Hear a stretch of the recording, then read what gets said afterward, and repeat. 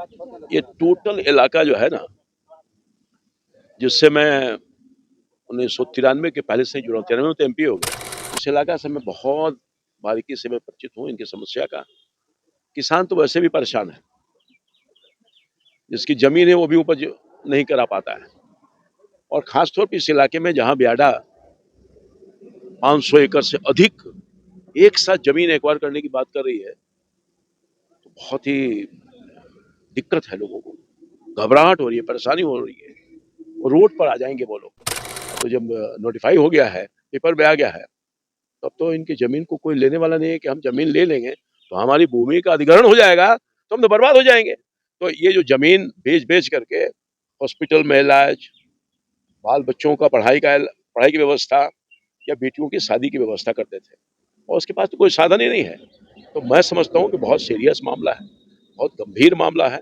सरकार को विचार करनी चाहिए और इनके साथ बैठ करके उचित समाधान करना चाहिए, और इतने बड़े पैमाने पर जमीन को अधिग्रहण से छोड़ देना चाहिए।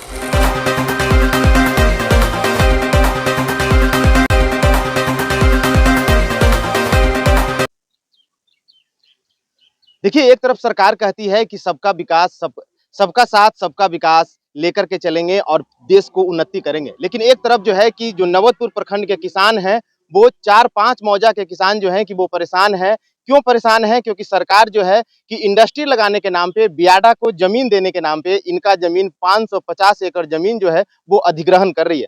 अब किसान जो है कि किसानों का कहना है कि हमारी बच्चियों का जो है वो शादी नहीं हो रहा है, क्योंकि जब से ये प्रपोजल आया, पेपरों अखबारों में आया कि ये जमीन जो है कि बियाडा लेगी, सरकार उन्हें दिलवाएगी, तब से जो है कि अब ये जमीन कोई खरीदने को तैयार नहीं। किसानों की बच्चियों की शादी में भी अब समस्या आ रहा है। इन सारी समस्याओं पे हम बात करेंगे। हमारे साथ अभी पाटलिपुत्रा संसदीय क्षेत्र से पूर्व सांसद रामकृपाल यादव जी हैं, उनसे जुड़ते हैं, उनसे बातचीत करते हैं। तो पहले उनको बातों को सुनिए। नेताजी, आप पाटलिपुत्रा के पूर्व सांसद रहे हैं और काफी जो है कि यहाँ के किसानों के आपसे उम्मीद है, लेकिन अब किसान जो है कि सड़कों पे आ गए हैं और उनकी जीविकोपार्जन का जो साधन है वो भी सरकार जबरदस्ती अधिग्रहण करना चाहती है। कैसे देखते हैं? ये टोटल इलाका जो है ना, जिससे मैं 1993 के पहले से ही जुड़ा हूँ, 93 में तो एमपी हो गया, लगभग 91-92 से मैं जुड़ा रहा हूँ, और गाढ़े रिश्ते हैं। सांसद होने के हैसियत से एक तो जिम्मेवारी बनती ही थी और है, उससे कहीं ज्यादा है कि मेरे व्यक्तिगत संबंध भी लोगों से काफी दिनों से रहा है। इस इलाका से मैं बहुत बारीकी से मैं परिचित हूँ इनकी समस्या का। किसान तो वैसे भी परेशान है, जिसकी जमीन है वो भी उपज नहीं करा पाता है, और खासतौर पर इस इलाके में जहाँ ब्याडा 500 एकड़ से अधिक एक साथ जमीन एक्वायर करने की बात कर रही है, तो बहुत ही दिक्कत है लोगों को, घबराहट हो रही है, परेशानी हो रही है, और रोड पर आ जाएंगे वो लोग। क्योंकि इसके पहले भी 2-3 योजनाओं में बड़े पैमाने पर किसानों की जमीन अधिग्रहित हो गई है, और उसके बावजूद भी बिना कंसेंट के, बिना जानकारी के एकाएक समाचार पत्रों के माध्यम से यह जानकारी मिलती है कि अब ब्याडा भी 500 एकड़ से अधिक जमीन इस मौजा में एक्वायर करने वाली है। आज लोग संघर्षरत हैं, सड़क पर है, सरकार का ध्यान आकृष्ट करवा रहे हैं। निश्चित तौर पर मैं सरकार से आग्रह करूंगा, हाथ जोड़ करके प्रार्थना करूंगा। किसानों की जो वेदना है, किसानों की जो परेशानी है, किसान तो बिल्कुल बर्बाद हो जाएगा, भूमिहीन हो गया किसान, तो कहाँ जाएगा भाई। ये इसी से उपज होता है और इसी से 2 वक्त की रोटी खाते हैं। कोई नौकरी वाला है यहाँ पर?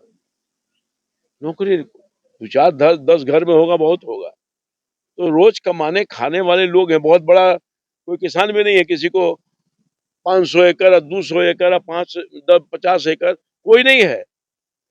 पहले कोई होंगे, अब बाप दादाओं की जो संपत्ति है उसको बढ़ते बढ़ते बढ़ते अब तो किसी को 1 बीघा होगा, किसी को 5 कट्ठा हुआ, किसी को 10 कट्ठा हुआ, जो आबादी के हिसाब से। तो मैं समझता हूँ कि ये संघर्षरत हैं, यहाँ के जो किसान हैं, मजदूर हैं, जिनकी रोजी रोटी छिन रही है, तो मैं सरकार से पुनः आग्रह करूंगा, बार-बार आग्रह करूंगा, आप पुनर्विचार करें। पूरे देश में एनडीए की सरकार है और आप एनडीए के कद्दावर नेता हुए, लेकिन यहाँ के किसान जो हैं कि अब किसान की बच्चियों की शादी पे भी जो है कि अब सवाल खड़ा हो गया, अब कोई इनका जमीन खरीदने को तैयार नहीं है। देखिए आखिरकार इसके लिए देखिए ना, पार्टी से इतर हट के, चूंकि मैंने कहा हमारे व्यक्तिगत संबंध भी हैं, तो ये पार्टी और सरकार देश हित में, गरीबों के हित में, किसानों के हित में, मजदूरों के हित में काम कर रही है। उसी आधार पर आपने कहा, अब तो जब नोटिफाई हो गया है, पेपर में आ गया है, तब तो इनकी जमीन को कोई लेने वाला नहीं है कि हम जमीन ले लेंगे तो हमारी भूमि का अधिग्रहण हो जाएगा, तो हम तो बर्बाद हो जाएंगे। तो ये जो जमीन बेच बेच करके हॉस्पिटल में इलाज, बाल बच्चों का पढ़ाई की व्यवस्था या बेटियों की शादी की व्यवस्था करते थे, और उसके पास तो कोई साधन ही नहीं है। तो मैं समझता हूँ कि बहुत सीरियस मामला है, बहुत गंभीर मामला है। सरकार को विचार करनी चाहिए और इनके साथ बैठ करके उचित समाधान करना चाहिए, और इतने बड़े पैमाने पर जमीन को अधिग्रहण से छोड़ देना चाहिए। ये मेरा आग्रह होगा सरकार से, और नहीं तो ये लोग गुस्से में हैं, आक्रोश में हैं, परेशानी में हैं। किसानों का आक्रोश इतना है कि किसान कह रहे हैं कि अगर हमारी समस्या का कोई निदान सरकार नहीं सोचती है तो हम इस बार चुनाव ही बहिष्कार कर देंगे। अब तो मरता क्या नहीं करता, जब इनकी जमीन जा रही है, इनके पेट पर लात लग रहा, पीठ पर तो बर्दाश्त कर सकता है लाठी और लात, मगर पेट का लात कोई बर्दाश्त करेगा जी। इसलिए इन लोगों का वाजिब मांग भी है, गुस्सा भी वाजिब है। मैं सरकार से पुनः आग्रह करूंगा, बार बार आग्रह करूंगा, विचार करिए, इन लोगों के साथ न्याय करिए और मजदूरों को बख्श दीजिए, किसानों को बख्श दीजिए। तो आपने साफ तौर पे सुना कि रामकृपाल यादव ये बेबाकी से कहते हुए नजर आ रहे हैं कि हम किसानों की समस्याओं को सरकार तक ले जाएंगे और सरकार से ये विनती अनुरोध करेंगे कि जितना जल्दी से जल्दी हो सकता है इन किसानों का जो इतनी ज्यादा जमीन 550 एकड़ जमीन जो है, यानी कि साफ तौर पे जो है कि कहीं ना कहीं ये पूरा एरिया जो है इंडस्ट्री हो जाएगा। और आप लोग को भी पता होगा कि इंडस्ट्री एरिया में जो है कि आवासीय लोगों का रहना कितना मुश्किल हो जाता है, क्योंकि वहां से जो धुआं निकलेगा वो भी जहरीली गैस बन करके निकलेगी, जो पानी निकलेगा वो भी जहरीली निकलेगा। तो आखिरकार लोगों को भी रहने में समस्या आएगा। रामकृपाल यादव ने किसानों को सांत्वना देते हुए उन्होंने बताया कि हम जो है कि सरकार से विनती करेंगे और किसानों की समस्या का समाधान करेंगे। इस पे आपकी क्या राय है, अपनी राय कमेंट बॉक्स में जरूर दें। बने रहें बीकेएम खबर के साथ। जय हिंद, जय बिहार।